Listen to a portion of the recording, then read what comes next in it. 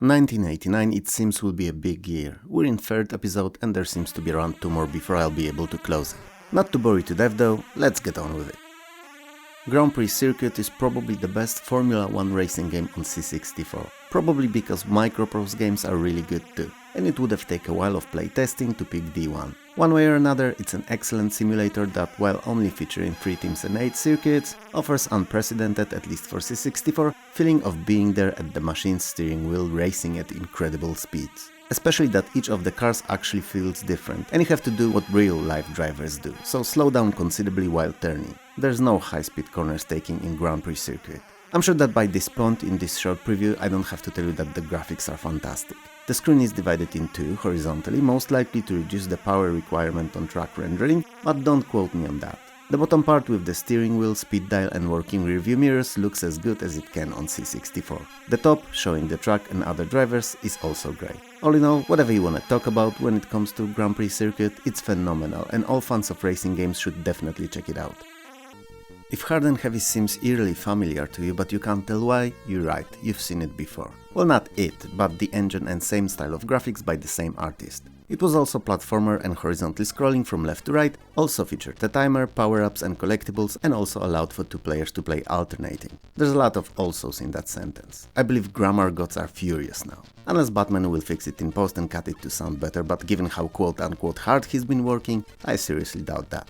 Anyway, where you've seen it all was in a little game better known as The Great Gianna Sisters. Chris Halsbeck composed music for both and Manfred Trenz did the graphics. So 2 legends work once again on the same game together. And you know what? It shows, cause not only it sounds and looks great, but plays amazing too. There's some kind of story about 2 robots sent on Mars to search for new sources of lithium for batteries, but it's dull and I'm not even gonna get into it here. Same as in Gianna, you get extra lives for collectible diamonds, there are also upgrades to weapons and overall the game feels very similar. The game modes are entirely different and interesting though, cause other than the standard single and alternating multiplayer, there's also 2 simultaneous 2-player modes, where both players control the same character. In first, control changes between them upon either death or completed level, in the other every 10 seconds. If you like Gianna Sisters or enjoy platformers as a genre in general, there were hardly many better by 1989.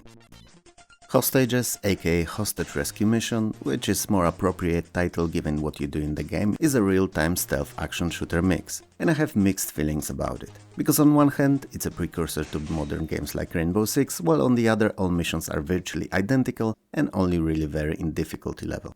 What? I see. But it's not the same. Dude, no.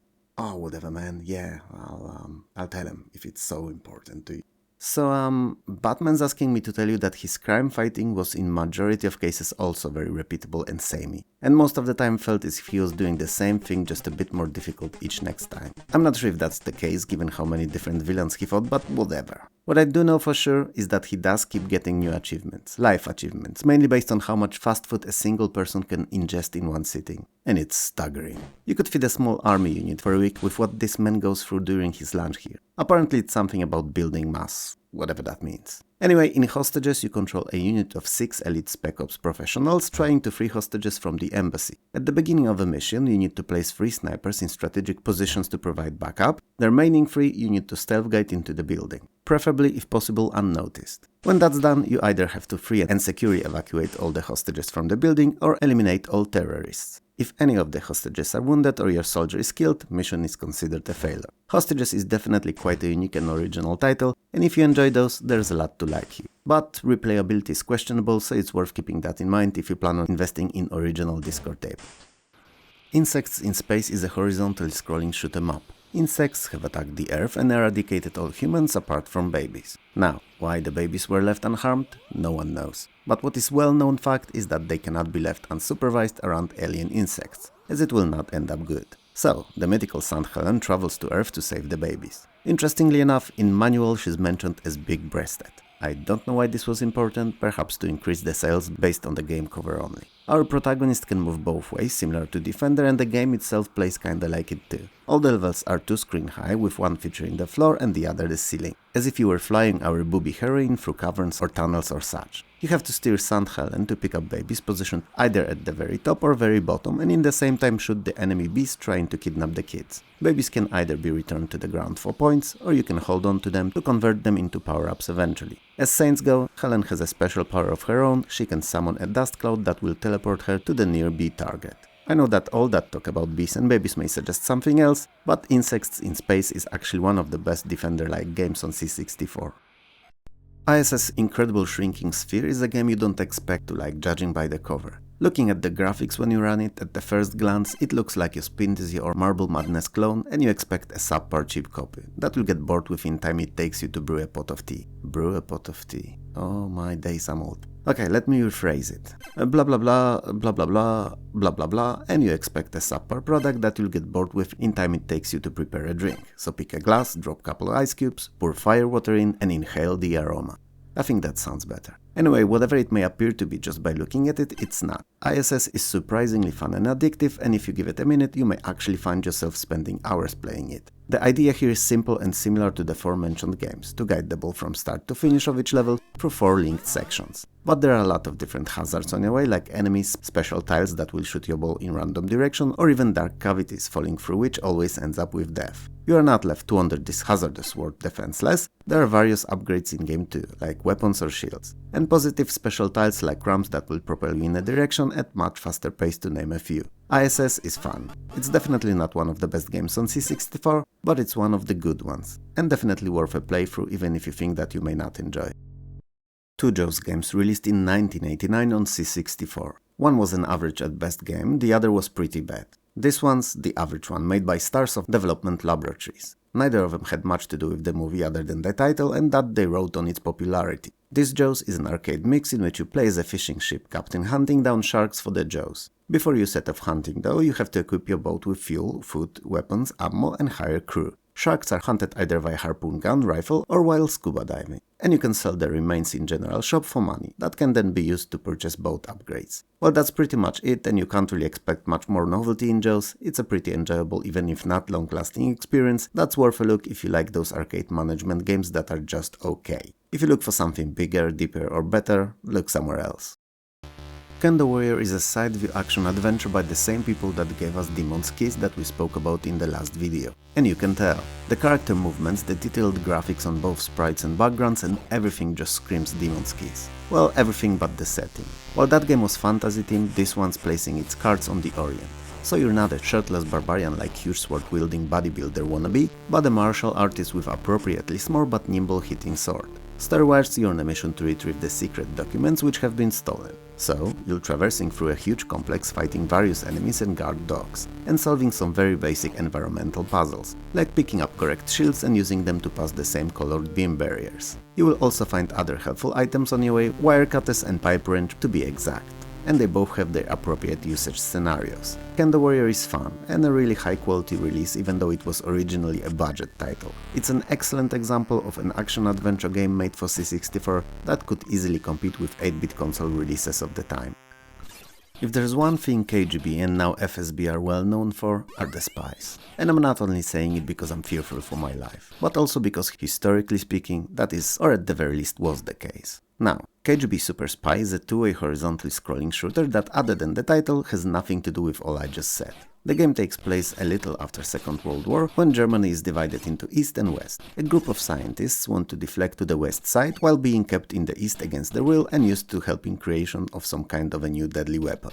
You, as an excellent pilot that you are, and don't be modest, I've seen you doing both saving the world and managing to control all manner of regular and interstellar vehicles. With ease, I must add. So yeah, you will be saving them and dropping at the safe house, 6 per each of the first 4 levels. In 5th, you'll have to deliver all those previously rescued scientists to West Germany. Sounds simple, right? Pick them up, keep them safe, and then move them to freedom. It's anything but though. You're constantly attacked by both ground and air enemies, mechanized and infantry, and there's so many of them that without the use of cheats, the game can actually get pretty challenging. Oh, and if that's not enough, there are also imposters pretending to be the scientists who are out to get you. You can recognize them by the hand that they wave at you with. I realize that it all may seem like a lot, like a challenge, but I would like to remind you once more that I've seen you in action before. So don't complain, fire your C64 up and get to work. Those eggheads ain't gonna save themselves. Right, Bruce? I'm Batman. See, even he agrees.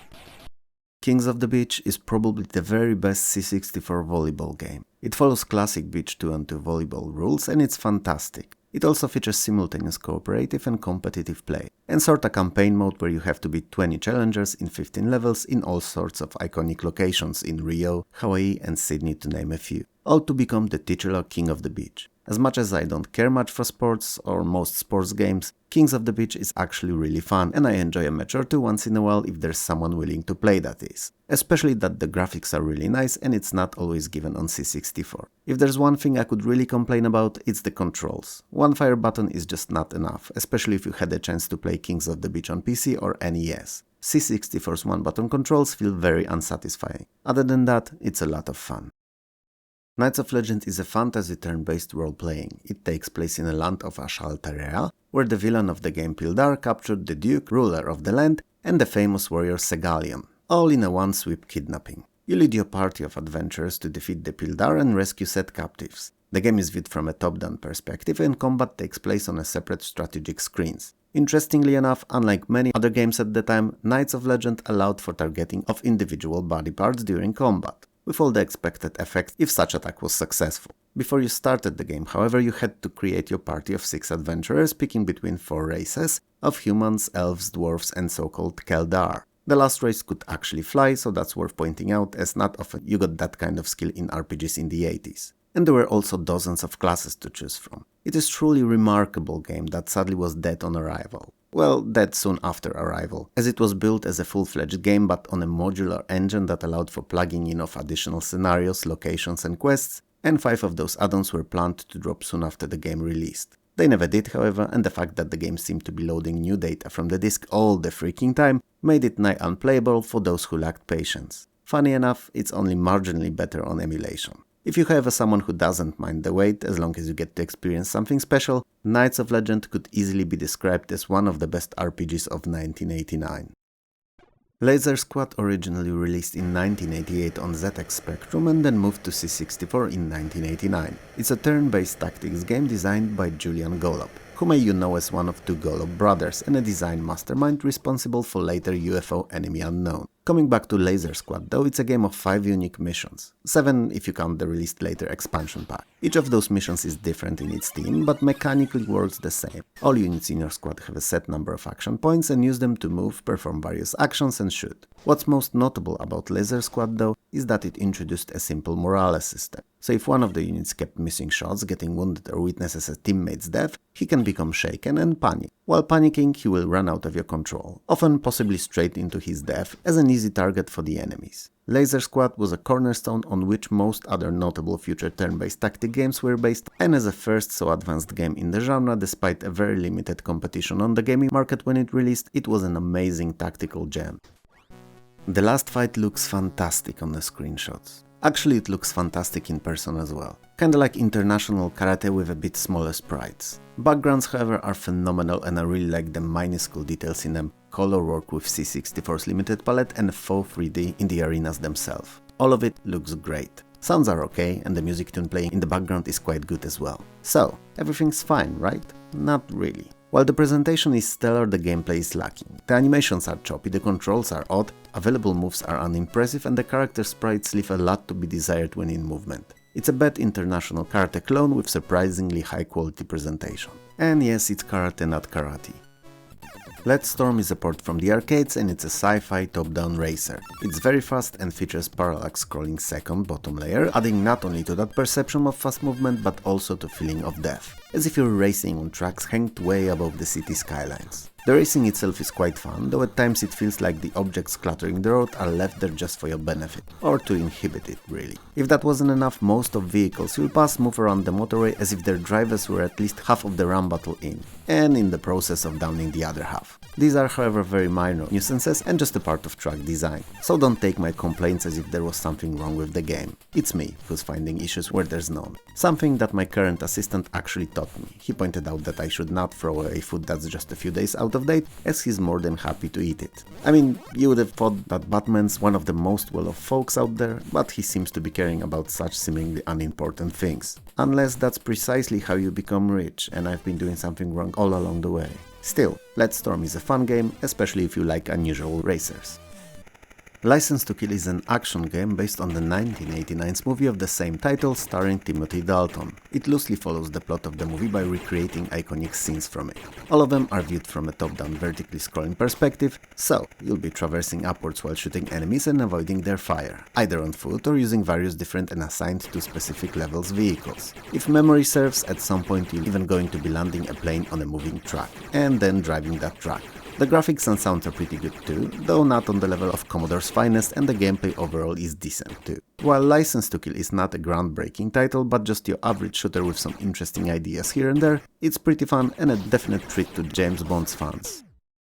Mayday Squad's story is as flat and an obvious medium for explosive action as stories in most 80s action movies were. It's there just to justify all the shooting only, but don't take it as a game's weak point. I don't expect my shooters to captivate me with a beautiful setting, touching plot and mind-boggling twists. I want the story to be there and fit thematically to what I'm doing on the screen. That's it. The fictional countries of Lutonia's embassy has been raided by terrorists and they've locked themselves inside with the ambassador's daughter taken as hostage. Batman's having a bubble bath now, or as he likes to call it, bubble bath, so he can't help. But you, my dear viewer, a seasoned warrior for what's good and right, can. So you assemble a team of 3 Special Forces soldiers, a leader responsible for marksmanship, demolition guy armed to the teeth with grenades, and communication specialist who, for whatever the reason, is also well versed in opening all kinds of locks. And you set off to rid the damsel in distress of the reason for said distress, and in the process save her from the terrorists' grasp. The game is played in a third-person perspective from behind the back of your 3 brave soldiers, and you always lead one while the other 2 are CPU controlled. You can, however, switch between them at any moment to use their unique skills and abilities. Most of the game is traversing the embassy, searching for clues where the hostage girl is kept, and fighting enemy opposition. Mayday Squad could have been a great game with the mechanics it's based on, but something happened along the way. I don't know what, perhaps the devs ran out of time or money, and the game ended up just good. Which, you know, is not bad at all, but could have been even better. Mean Streets is a sci-fi futuristic adventure game taking place at US West Coast in the year 2033 and a first title in Tex Murphy detective adventure series. You're tasked with investigating the murder of a university professor who turns out to be one of 8 scientists involved in cryptically named Project Overlord, a plan to remotely control people. Quite quickly you'll learn about the seriousness of the situation, that the investigation is not as simple and straightforward as it might have seemed initially. Commodore's port of Mean Streets is sort of a miracle, as that kind of a game with digitized graphics had no reason to work on an 8-bit system really. At least not as well as it does. Sure, loading times are a nightmare and every time you die or get caught by cops you have to reboot the game, which is hella annoying I must add, but other than that it's a perfect port. At least in as much of a way as is possible on a such low power system. If you like sci-fi mystery / detective adventure games, there's hardly any better 8-bit games available. MiG-29 Soviet fighter in the 80s was Russia's, or should I say USSR's, most modern fighter. It is also a title of 1989's budget-released C64 video game. It's an arcade action shooter viewed from behind the plane, a much better clone of Afterburner than the original ports to C64 were, and well worth its asking price of close to nothing. It was literally so cheap that you could get like 10 of these for a price of a standard non-budget release. And if I'm to be honest, while definitely not being the best shooter on the system, it was better than many of the so-called AAA games. There are many different types of enemies, planes, tanks and various installations, and few kinds of weapons you can use against them, namely air-to-air missiles, standard and nuclear bombs. And there's even an occasional boss once in a while. For the laughingly low price MiG-29 was sold for, it was a game and a half, and well worth the time it took to complete it. I mean, if memory serves, you could buy it for a screw, couple of matches and an old shoelace. That's how cheap it was. Might and Magic 2 Gates to Another World is a second installment in Might and Magic series of games and the direct sequel to the previous title. Same as in predecessor, you start by creating a party of 6 characters in one of 8 available classes: Knight, Paladin, Archer, Cleric, Sorcerer, Robber, Ninja or Barbarian, and in one of 5 races, picking between humans, elves, dwarves, gnomes and half-orcs. There are many locations and items in game that are restricted to certain genders, alignments or races, so it's worth to keep that in mind. You can also hire up to 2 additional characters mid-game for a total of 8 in your party. Might and Magic 2 is bigger and much better game than the first was, not only offering a completely revamped skill system, but it's also more quest-oriented. with these given by various characters in many of the in-game towns and some of them only completable at specific times of the day for added immersion. But its most novel and unheard of at the time feature, at least in my mind, is the characters aging, where they can actually die of an old age if you spend too much time waiting. Might and Magic 2 was a great beginning, even if not technically the first title of an amazing series that spanned over many games and generations of gaming hardware.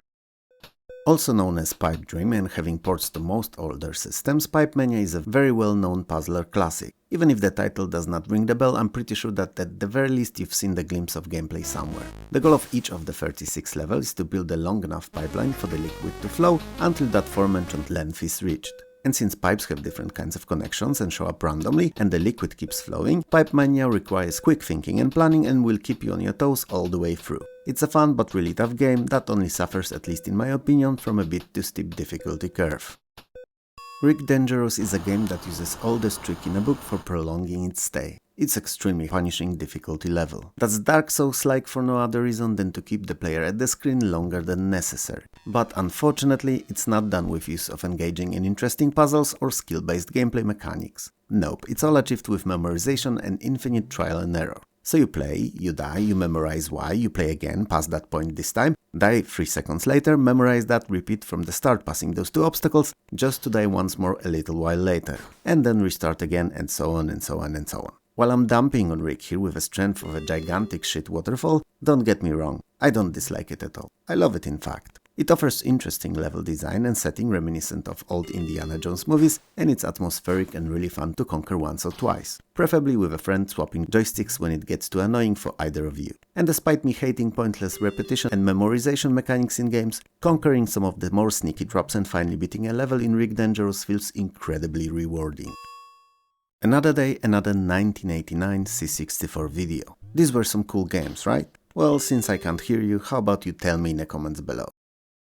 If you liked the video, hit those like and subscribe buttons below. If you didn't, well then there's thumbs down there too. But I suppose you wouldn't have persevered up to this point if you really didn't. Around 60% of you are not subscribed, and there's currently no way of knowing if YouTube will decide to recommend you the next episode or not, other than subscribing and hitting that bell, that is. And when you hit that bell, whenever the new video is out, YouTube will actually send you a small and friendly notification about it, so you wouldn't miss it. If you'd like to support the channel, Patreon and YouTube memberships are a great way of doing so. They will help me release better content, and also they get first dibs on all new videos before they're publicly accessible on YouTube. If you can't or don't want to do that though, likes and subscribes are great too. I would like to take a moment here and thank all the YouTube creators from whose videos short bits were taken to serve as a background to my commentary. They're amazing and stars among the retro community. You will find names of their channels at the top of the screen when their footage is running, and also in the video description below. For me though, this is all, so have a good one and I'll see you next time. Peace.